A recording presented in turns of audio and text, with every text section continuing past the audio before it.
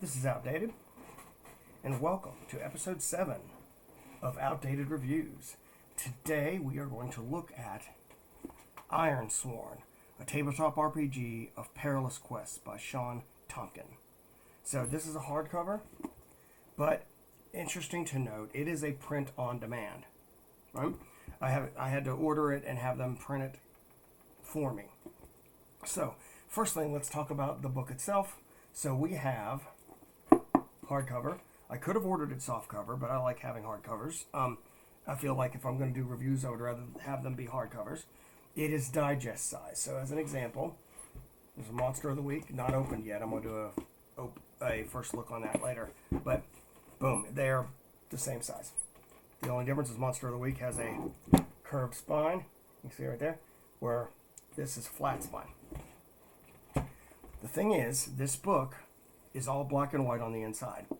It's only the cover that is in color. Okay? So let's take a look at what Ironsworn is. You are Ironsworn.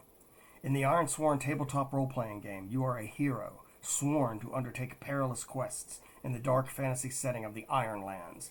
You will explore untracked wilds, fight desperate battles, forge bonds with isolated communities, and reveal the secrets of this harsh land.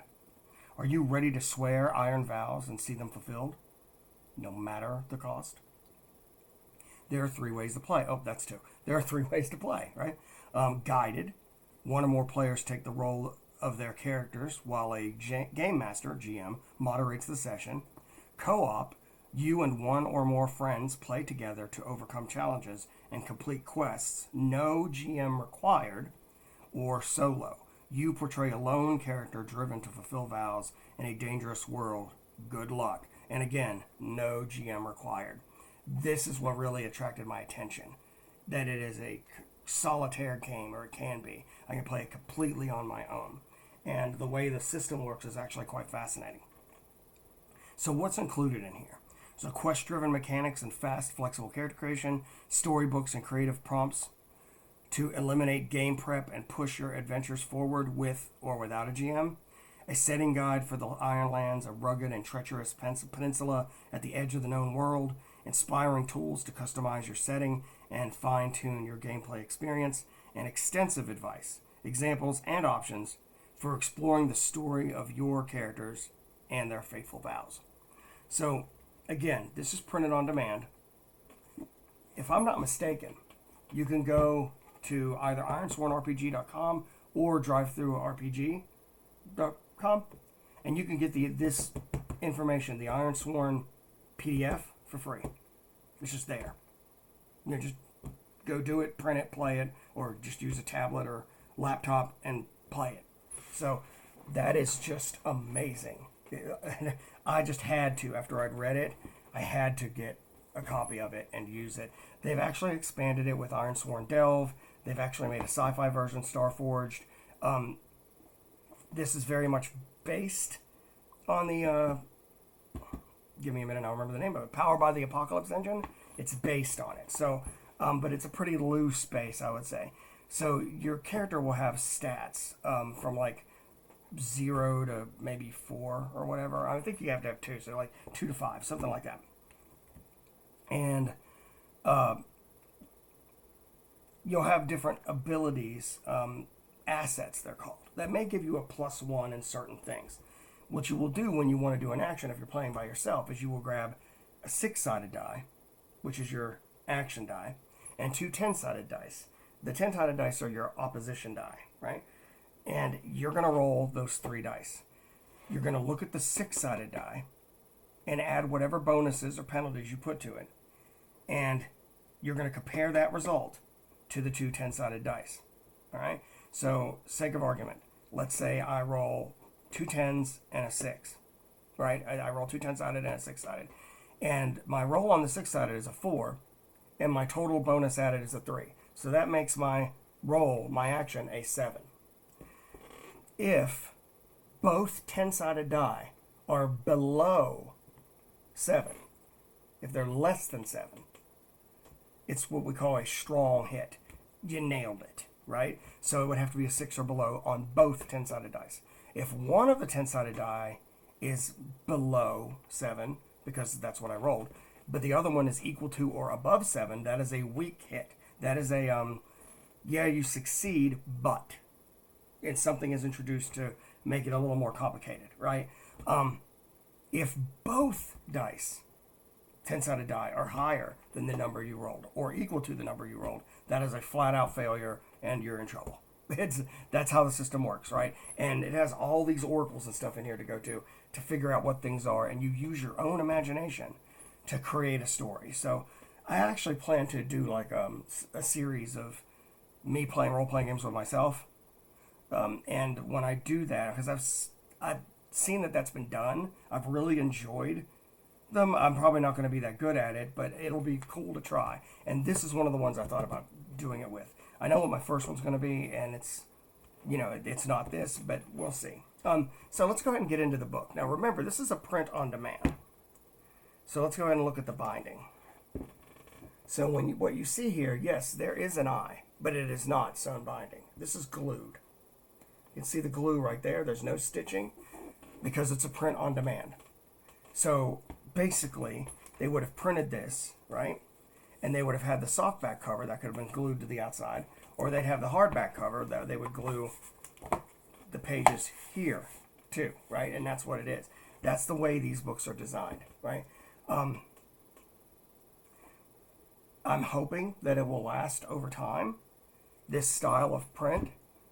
But thankfully, they have a product, pretty inexpensive too, that has like all the charts and oracles in one little softback thing. So I don't have to open this all the time. I just use it like to make characters and, you know, like remember how to create my version of the Ironlands, whatever.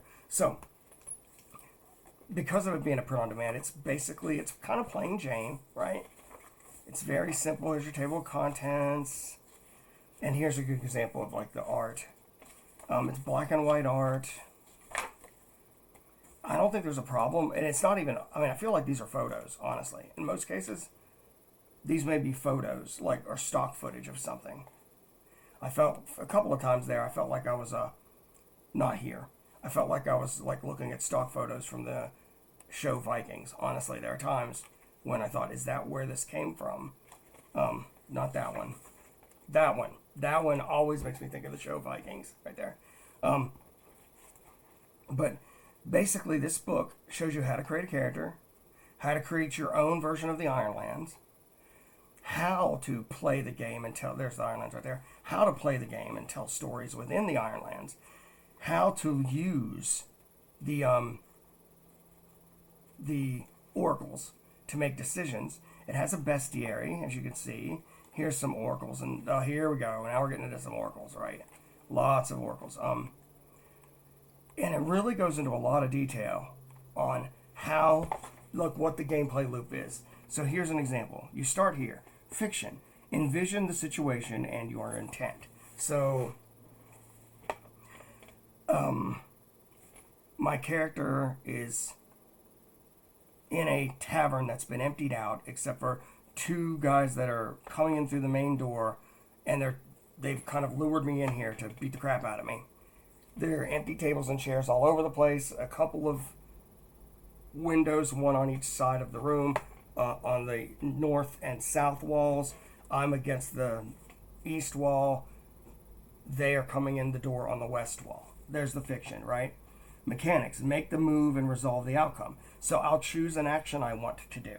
I could attack them, or I could try to do some sort of move action to get out the window, whatever. Let's say I do that.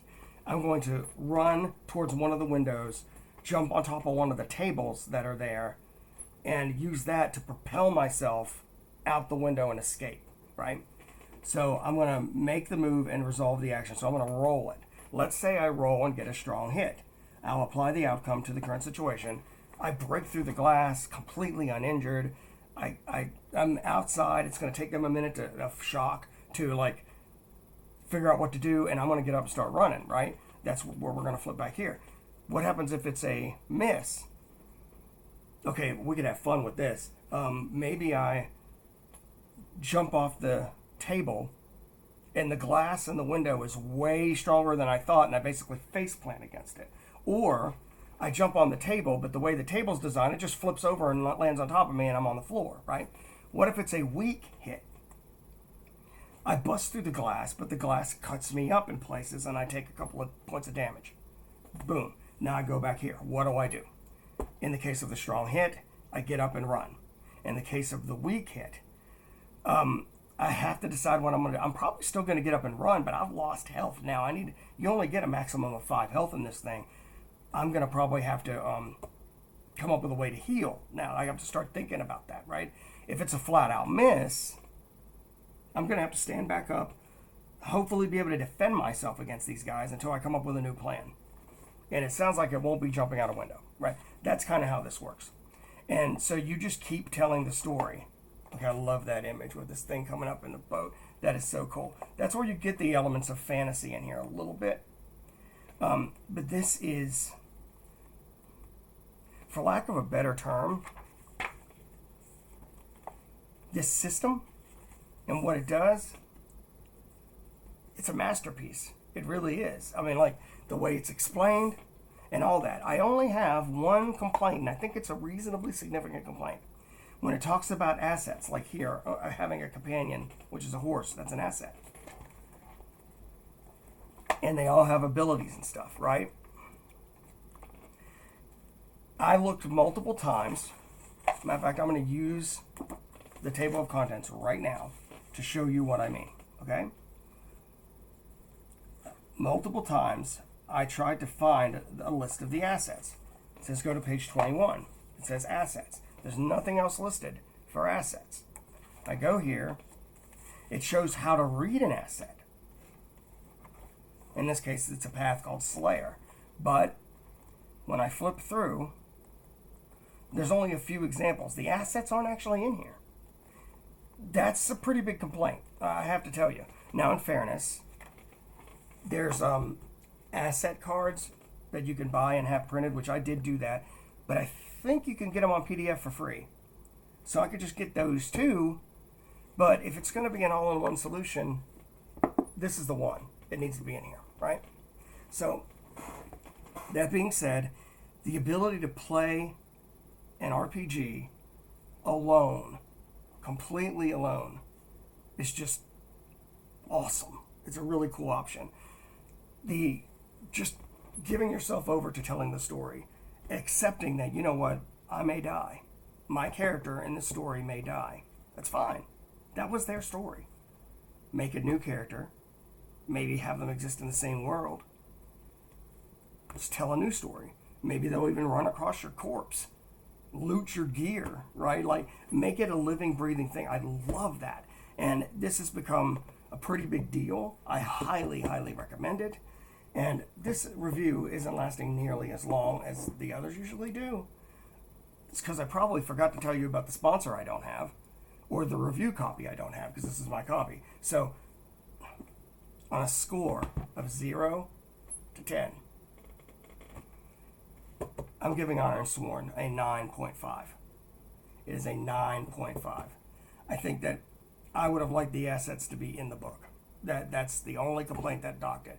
And I hate it that I actually had a review. The last review was a perfect 10, and now this is a 9.5. That's like a streak of really strong scores. But I am picking some of the best stuff out there that I happen to own. And so I hope you enjoyed this episode. If so, please like, subscribe, hit that notification bell, whatever it is you need to do. I completely rechanged this channel after the rechange. What am I talking about? I completely changed this channel after my assault at work late last year. So I could use all the help I could get, to be honest.